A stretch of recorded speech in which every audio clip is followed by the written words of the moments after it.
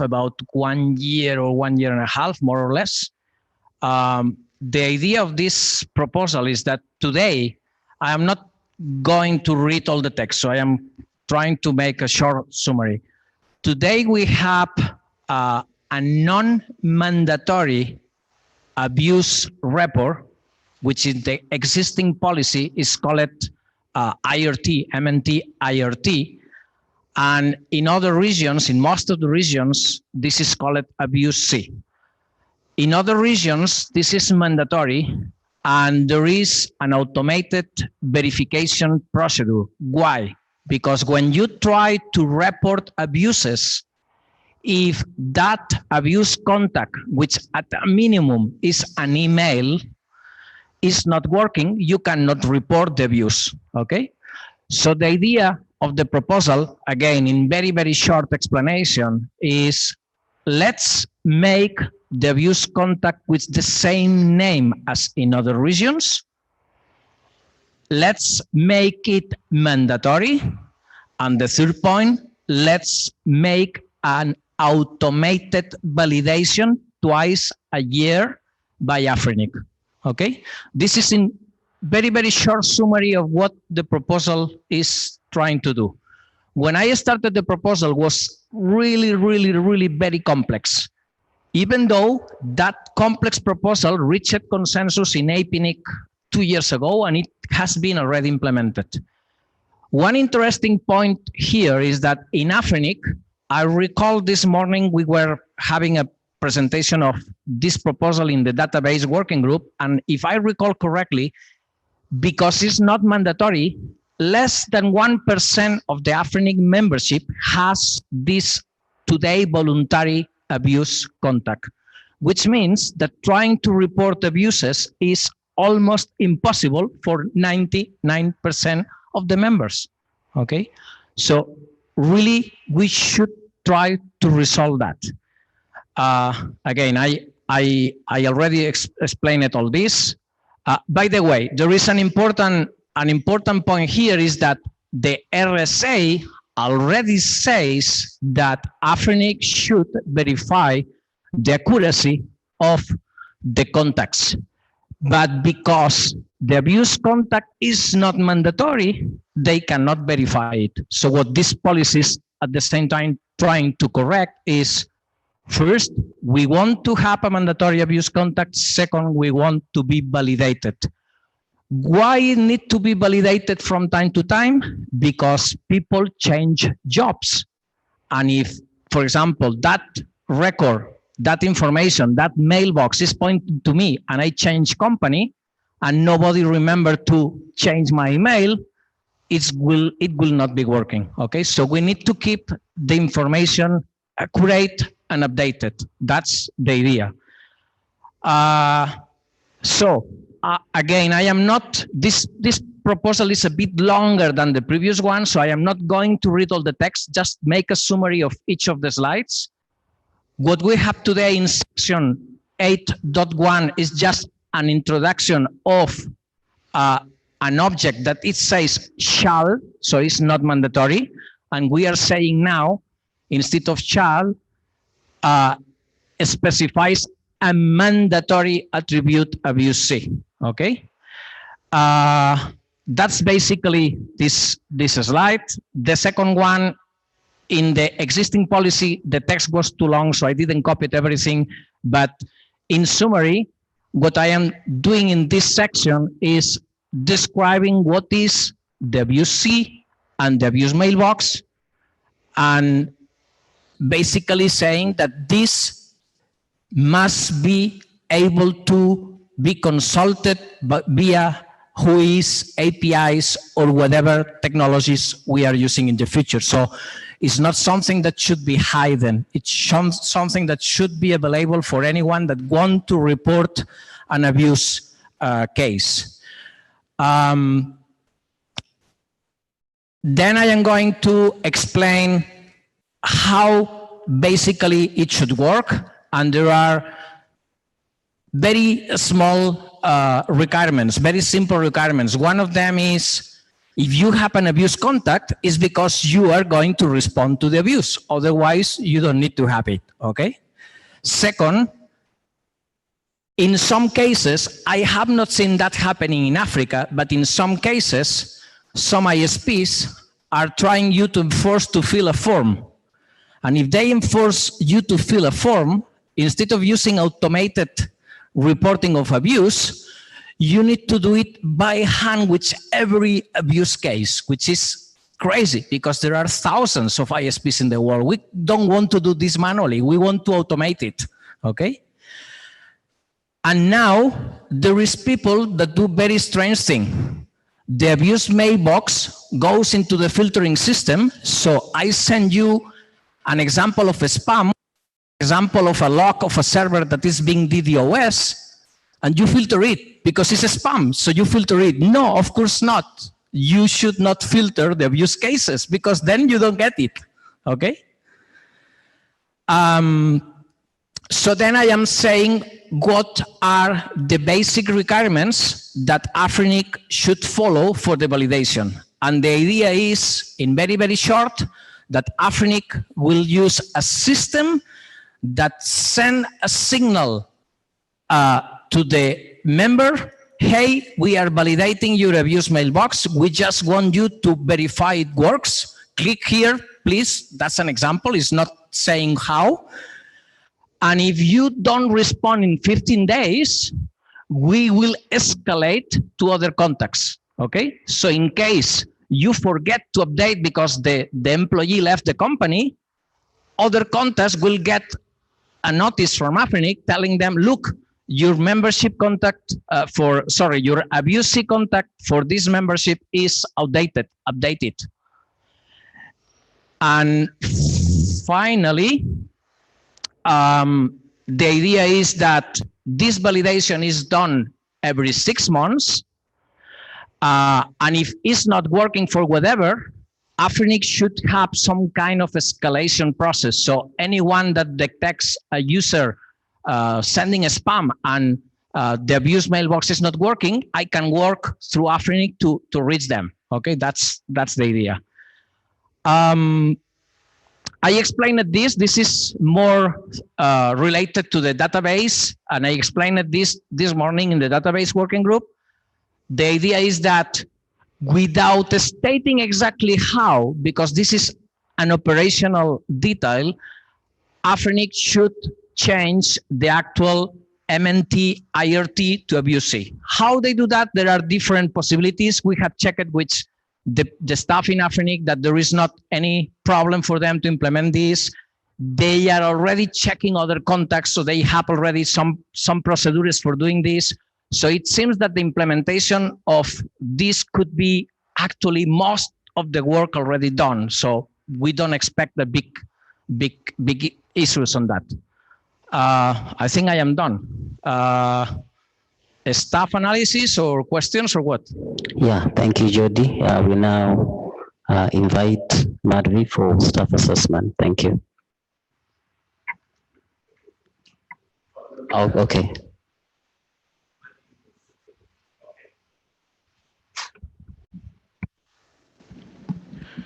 We got some show of hands during on the Zoom for remote participation.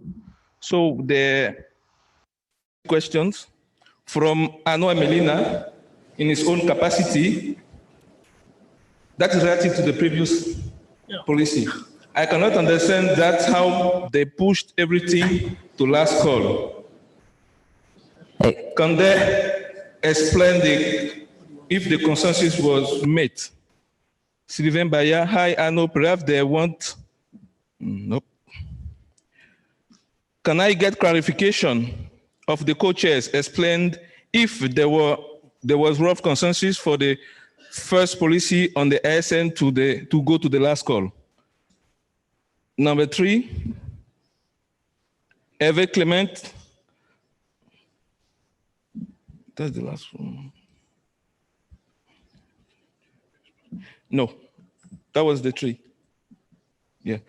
We have a last question, but the last question is for this current one. So we start by. I'll start by. Do you want me to repeat or it's okay? Good. Thank you so much, Bryce. We will answer that after the staff assessment. Thank you.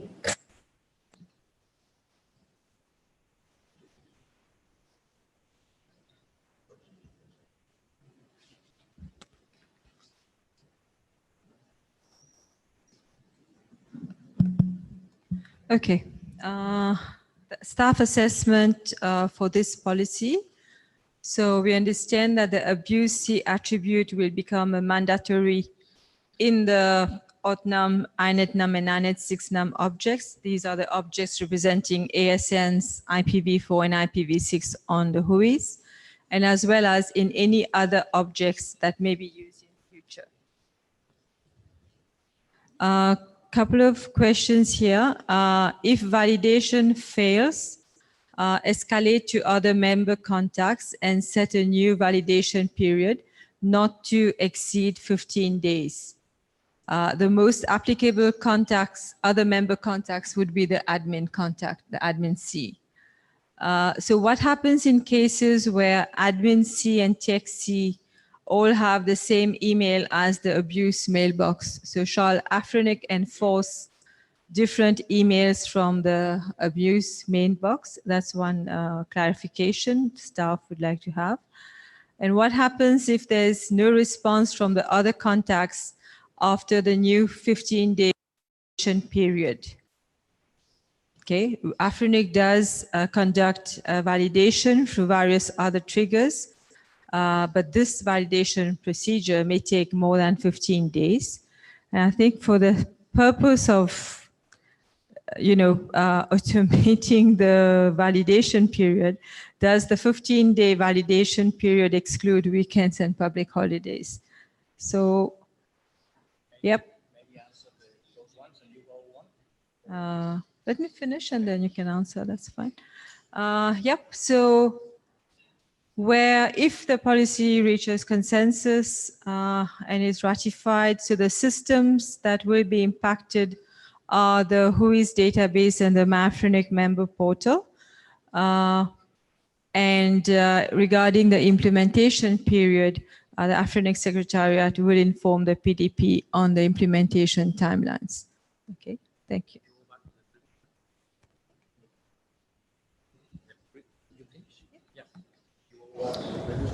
Because I don't remember all the text. All right, this is the text. Yeah. Okay. So the policy is not entering in discussing if AFRINIC should ask for different contacts. This is something that can be defined by the staff. I think it will be good, it's a good idea, but the policy is not mandating you to enforce that, okay? So I think that's clear.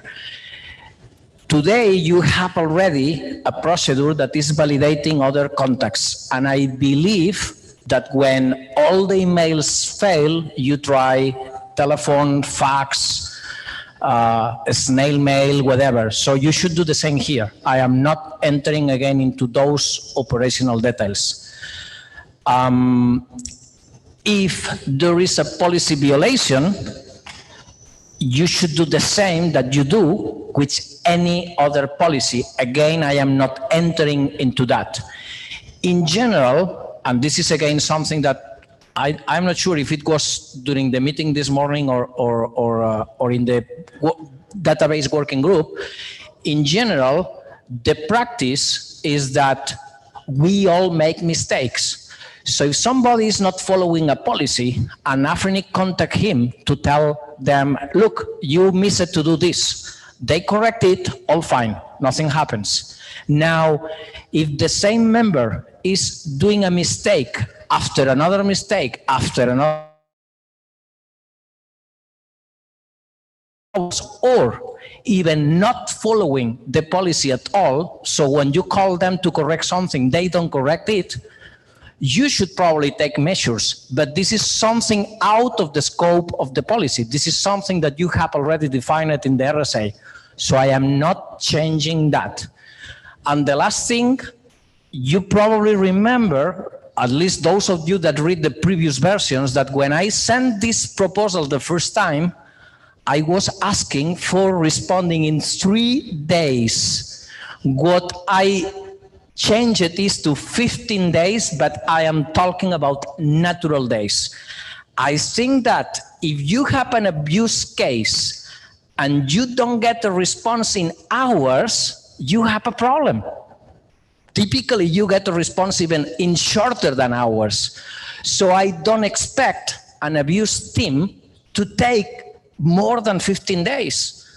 And again, for clarity, obviously it's natural days because I am not stating labor days or excluding bank holidays or anything like that. So it's natural days.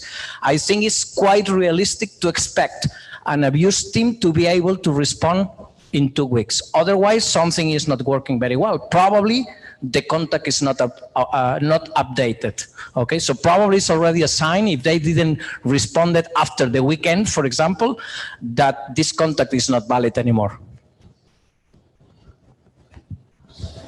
Thank you so much, Jody. I now open the floor for submissions and comments and discussion. Thank you. Okay, thank you, Chair. Question from remote participation. Hervé Clément, as proposer of the anti-abuse policy proposal within the RIPE region, I'm in favor of the checking principle. I'm in favor of the checking principle.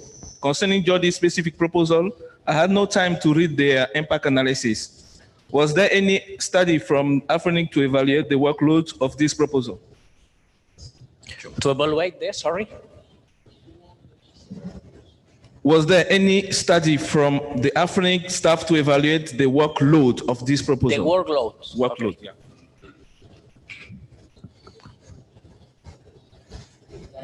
Okay. Madhvi has something to say regarding the last question. Okay. There hasn't been a specific study to estimate the workload of this proposal, which is why we have said that the Secretariat shall inform the PDP about how long it will take for the proposals to be implemented. In the cases where we already are seeing automation, etc., that's when we will advise. Thank you. Okay, thank you. Okay. Daniel from Nigeria. I will start by saying I don't think the abuse policy is critical or important, which means I'm not going to put my weight behind it. But I also want to say something from the staff impact analysis I saw. If this is the 5th draft of this same document and we don't have a timeline, I feel a sense of hesitation. Maybe they are not coming out openly to say it. And I could see from some of the questions asked by the staff, what if contact C and admin C are the same people? And I will want to say, yes, most time they are the same people that handle abuse. See, so why duplicate another object again?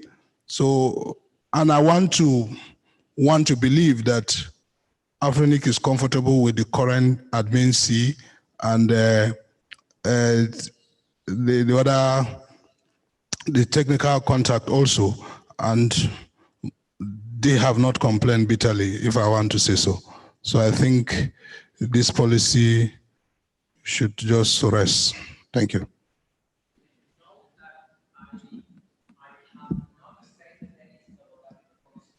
The microphone is not on. George's microphone is not on. George's microphone is not on.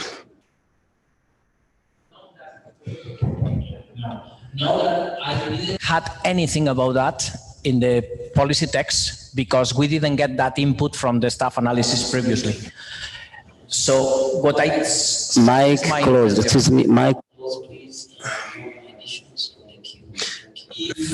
If I am an operator, even if I am a single person company or a very few people, for a question of best practices, I don't want to have all the contacts being the same because even I will use some external emails. Why? Because if my network is broken, for whatever reason, I cannot use those contacts. So I think it's good to have differentiated contacts, but again, in the policy text, I am not saying anything against that. So I feel that's something that the staff should consider, or maybe the community should consider for a possible new policy proposal to say, hey, we should have differentiated contacts just for a matter of being reachable always, okay? But again, don't have anything like that in the text. Okay, thank you, Jody. We take the last on the last mic, please. Ok, je m'appelle Trésor Chilumba de la République démocratique du Congo. I am Trésor Chilumba from DRC.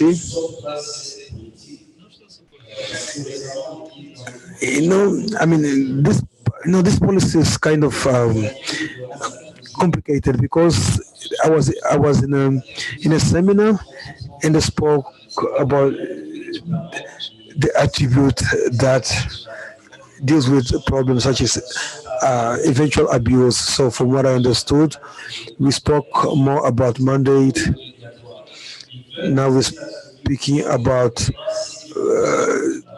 the attributes to be compulsory and adaptate the existing configuration.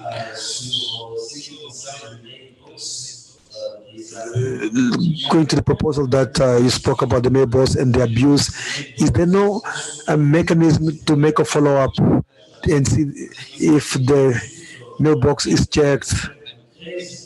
I believe that's a complementary problem that's been created, and we should solve the initial problem, in other words speaking.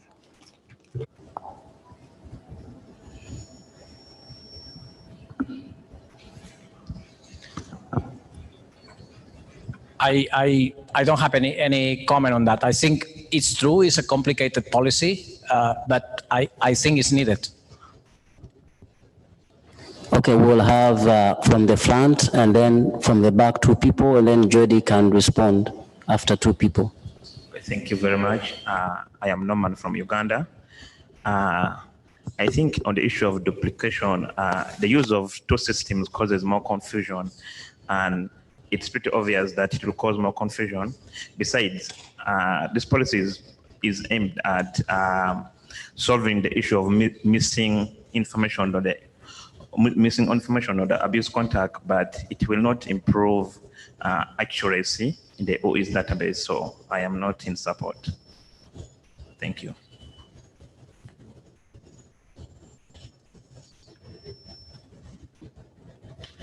Next, please, at the back.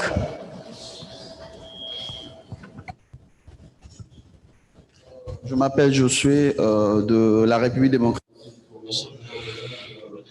I'm from DRC. I'm representing the Federation for Numeric Representation. I would like to say that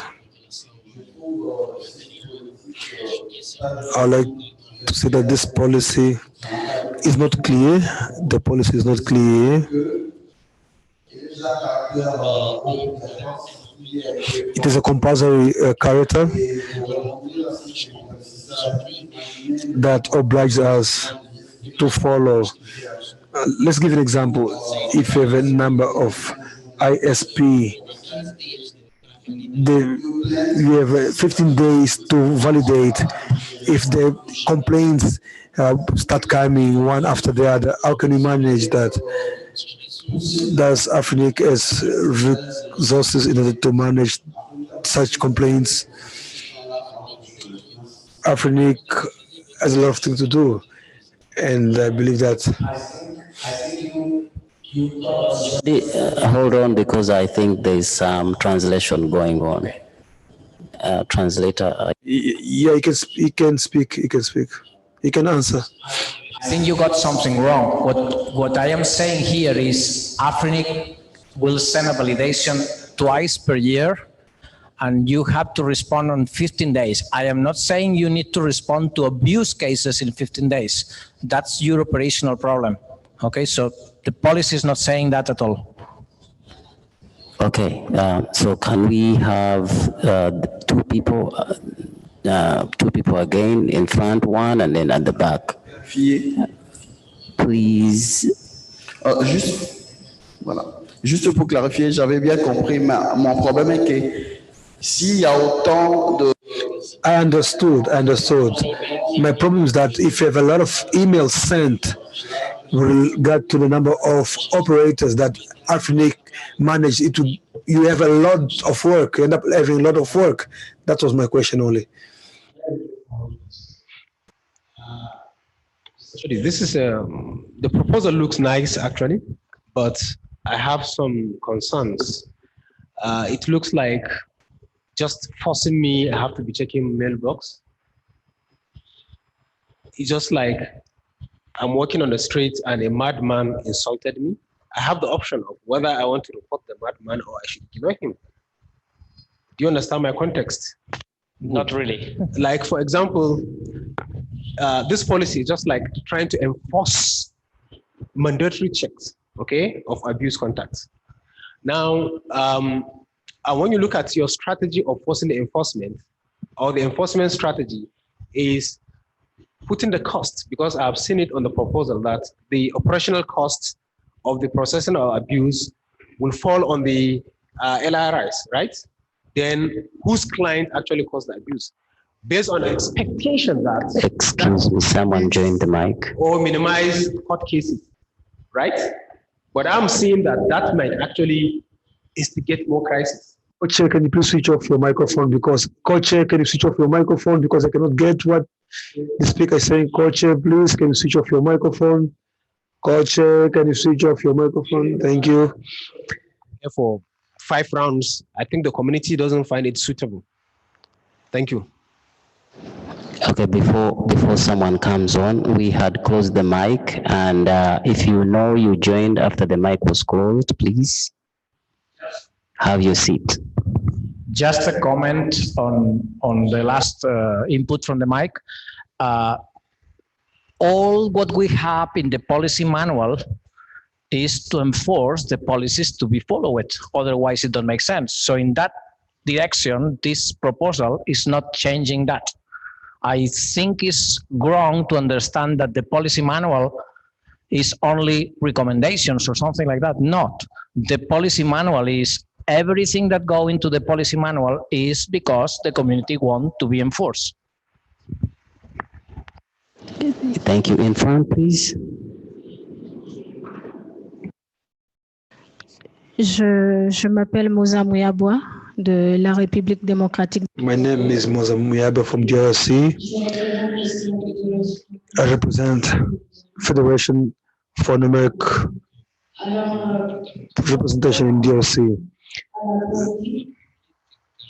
Now, going back to the policy, I believe that it would be as if giving more work to AFRINIC.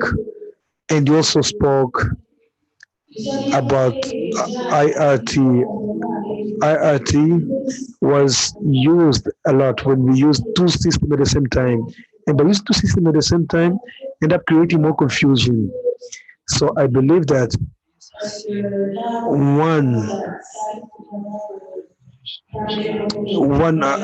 instead of having double function on one function, it to be better.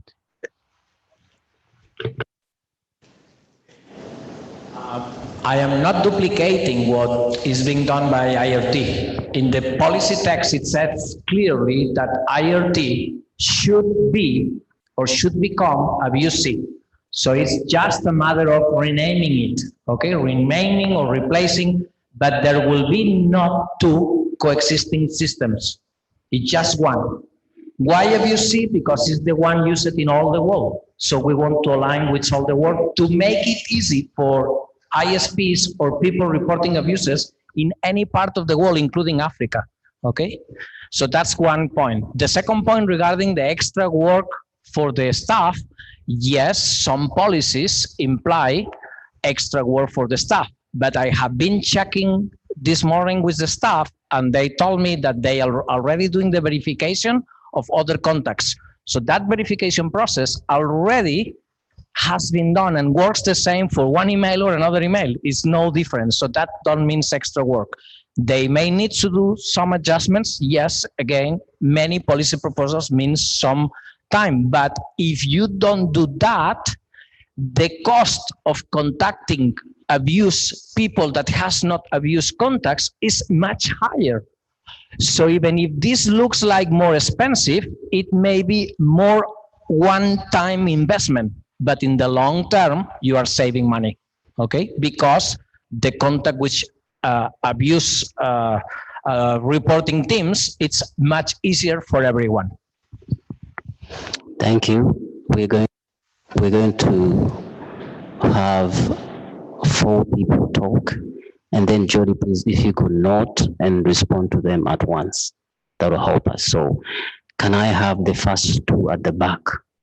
Okay, thank you. And then the first 2 at the back, mic at the back, and then I'll have the next 2 at the mic in the front. Thank you. Thank you very much. I'm Nwankwo Ezigbo Goldspine, Nigeria. I've listened to you on the policy, and I think an introduction of that abuse is not, it's going to cause a lot of complexity. It will bring complexity among the company. And I also think that for the fact that this has gotten up to the 5th draft, just like 1 or 2 people have said, that I don't think is generally accepted. So what I'm saying in essence is I am not in support of this proposal. I do not agree. I cut it off in its entirety. Thank you. Bonjour tout le monde, je suis Lamia du Maroc. Je suis jeunesse. Good morning. I'm from Morocco. I also disagree completely with this proposal.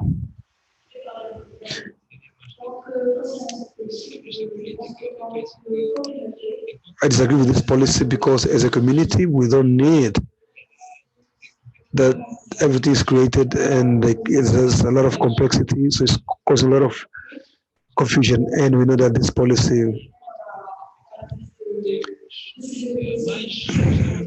as African community, we have a lot of policies to deal with, and we cannot waste time on this specific policy.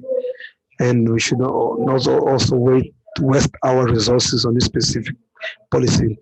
And we should not also be forced to have this type of mailbox. And also to add, I do not support this policy as my colleague from Nigeria.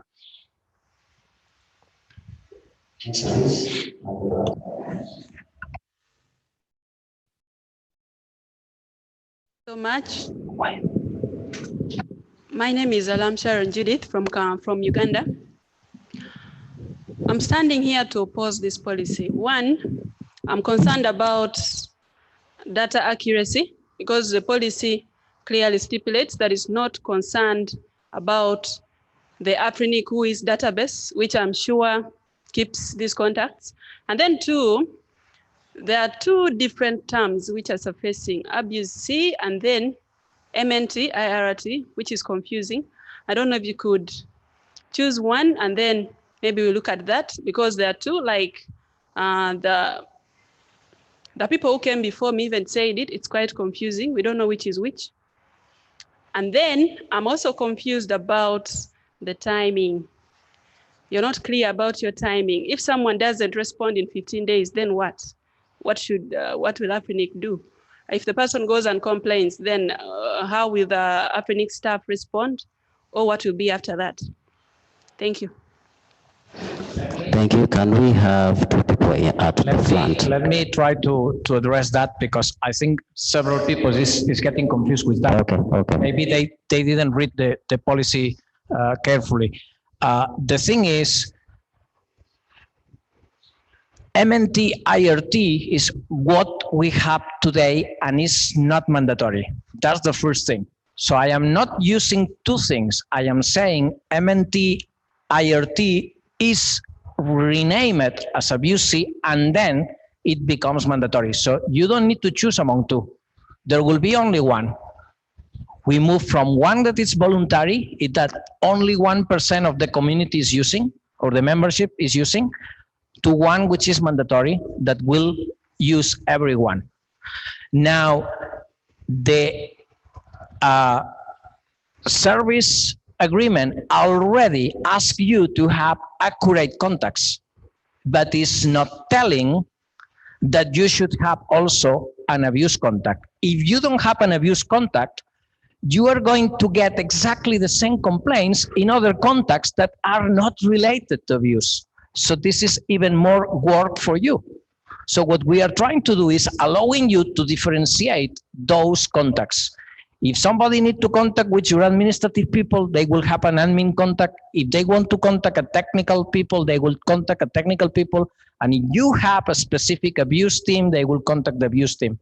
Okay, so I don't really think there is much more complexity on the other way around. It's going to be simpler for you to classify the different emails that you are getting for any purpose. Thank you. Can I have just two people at the front? Thank you.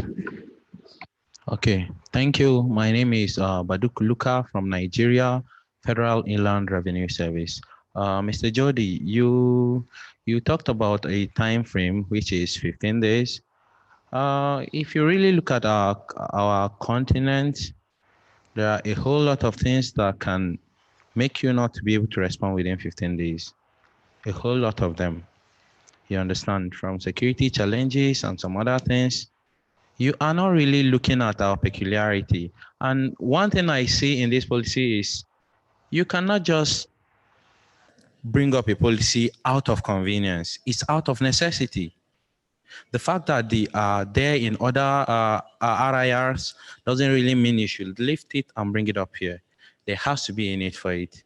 So on that note, I feel you should not trash it, step aside for some time when there's really need for it.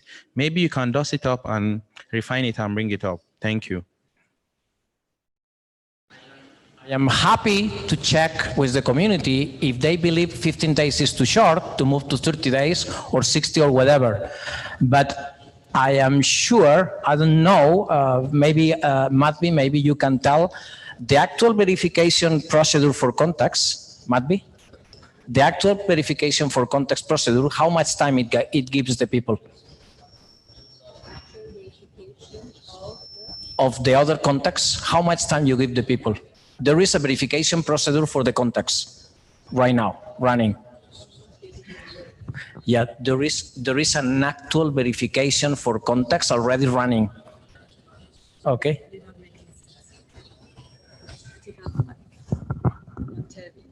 There is an actual verification of contacts procedure in Africa. Contacts. Contacts, yes. Oh, sorry, you didn't get it. Yeah. So how much time you give them to respond right now?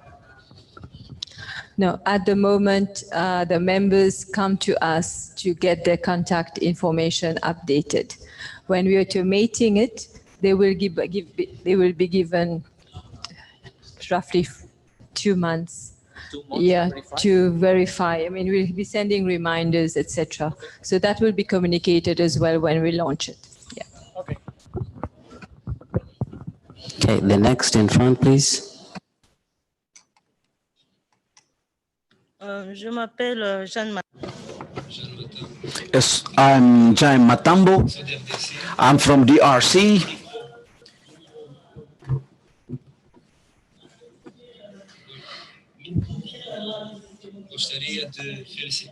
I'd like to congratulate this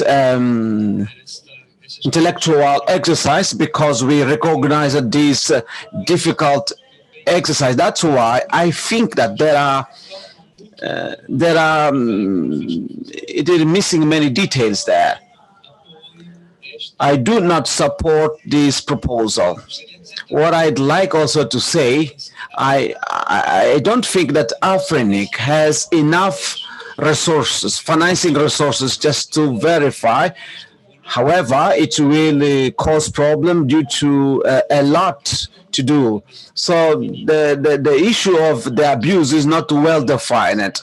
As a lawyer in my country, the definition of is really different from country to country. I don't know how you are going to deal with this situation in different countries. I think that many details are missing in this proposal. We have many gray zones, and I think it is complex. I don't think it's well drafted. I think we have a lot to do.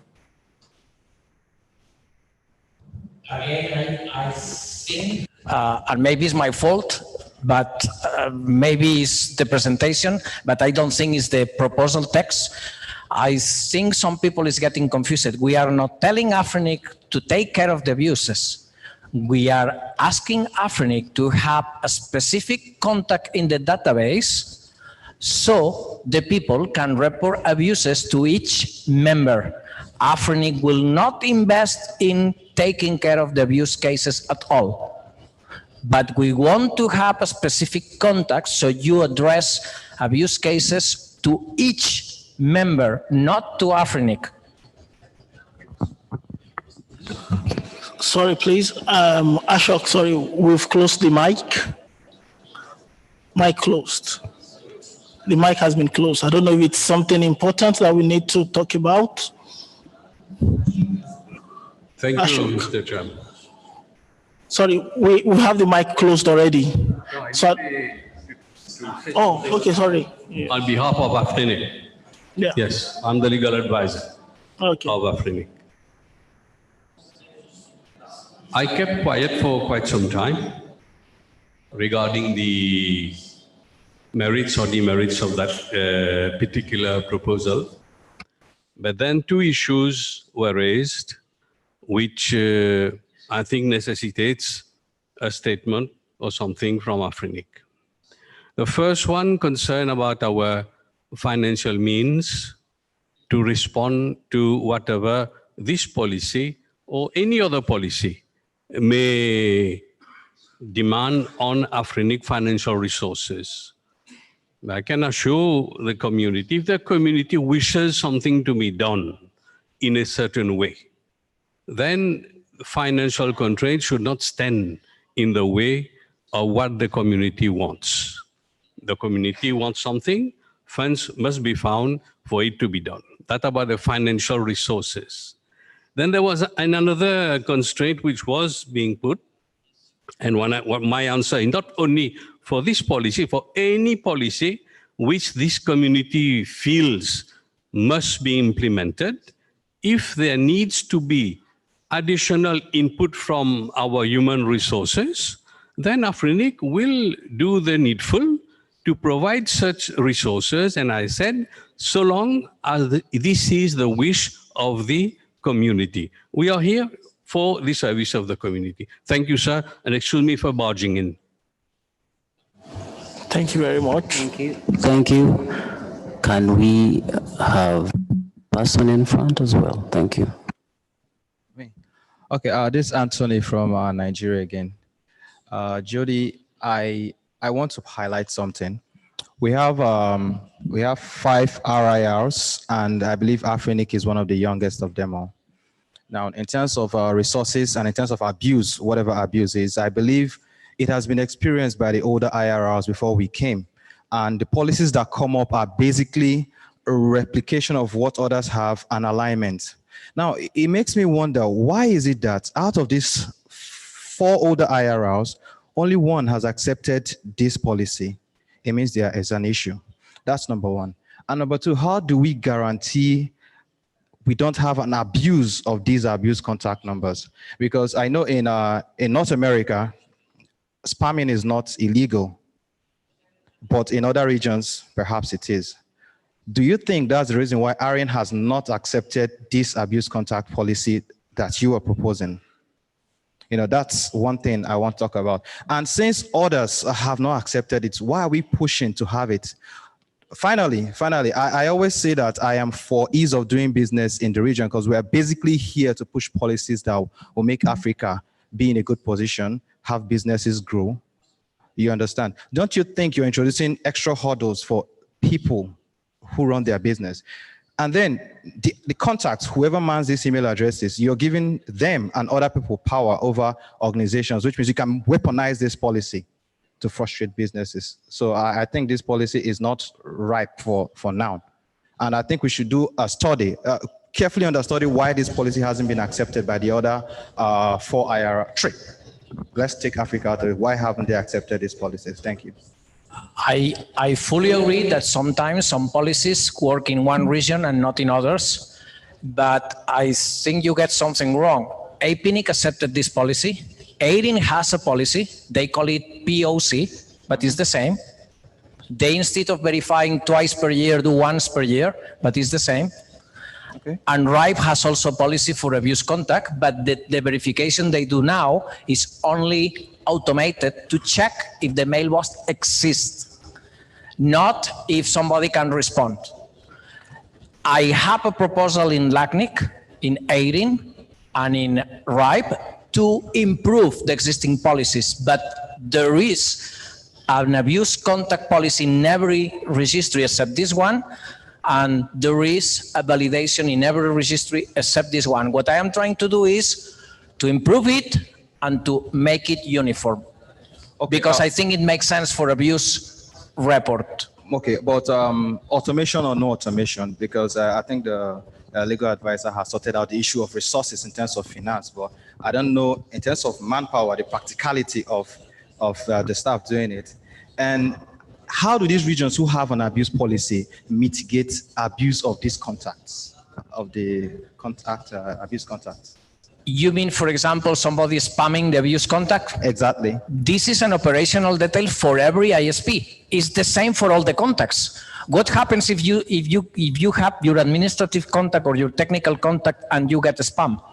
It's the same problem, right? Yeah, but Anthony, I'm sorry, last one. It brings me back to, we had a conversation yesterday when I said privacy is becoming virtual, that it's not real now. You're telling me, okay, I'm already exposed by having this contact, but I want more exposure. I want you to harass me more. That's why I think I wouldn't want to expose my organization to more frustration, more stress. Most of the organizations don't use personal names in the email for the abuse teams. They use abuse. Thank you. If you're joining Right now, please, it was closed long time ago, so you may have your seat. Please. Please, so can I have the one in front? Sorry, please, can I clarify? Can you please come back to the mic? Please come to the mic and... After you've closed the mic, sorry. So, honestly, the mic has been closed a long time ago. The mic has been closed a long time ago. Can we please take... Very short and important. We'll do that at the open mic. I promise you, we'll do that at the open mic. I am clarifying again, the gentleman who just left, you were on the queue, but you've chosen to go away. Okay, you're giving him your time. Okay. Yes, so if that's the case, can we, okay, so if it is that the case, you are going to speak and then we have one person at the back. We refer the rest to the open mic. Thank you so much. So we have two people. After the two people, one in front, one at the back, we will close. Thank you so much. Okay, je suis Binem. I'm Binemo from DRC. However, due to the Federation of